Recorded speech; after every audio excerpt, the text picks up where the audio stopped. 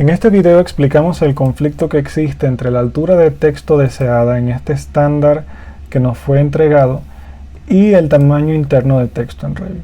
El conflicto consiste en que, por una parte, se desea colocar el tamaño de texto a 1/8 dentro de Revit y por otra parte se desea lograr esta altura de texto en cada una de estas escalas. Pero el inconveniente es que 1/8 nunca produce esta altura en cada una de estas escalas.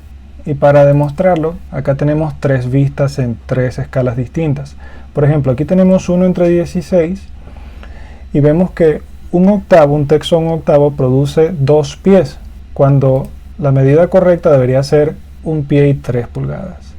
En una vista de escala 3/16, un texto de 1/8 produce una altura de 9 pulgadas, cuando su altura debería ser 5 pulgadas. Y en una vista de escala 1/1, un texto de 1/8 produce 1/8, cuando debería ser 5/64. Y el problema es precisamente esta altura de texto es imposible de conseguir con 1/8. Para lograr esta altura de texto necesitamos esta medida precisamente, 5/64. Acá podemos verlo. La escala interna que se está usando en Revit es 1/8, mientras que el tamaño de este estándar que tenemos en papel acá es 5/64.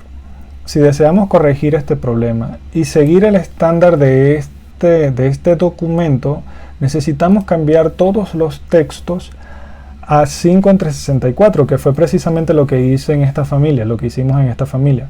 Creamos una nueva familia de texto con tamaño de texto 5/64 y logramos cada una de las alturas referenciadas en este documento.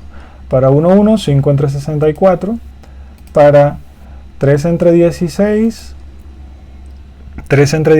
5 pulgadas, acá está, 5 pulgadas, y para 1/16, 1 pie y 3 pulgadas, como se ve que se puede lograr acá.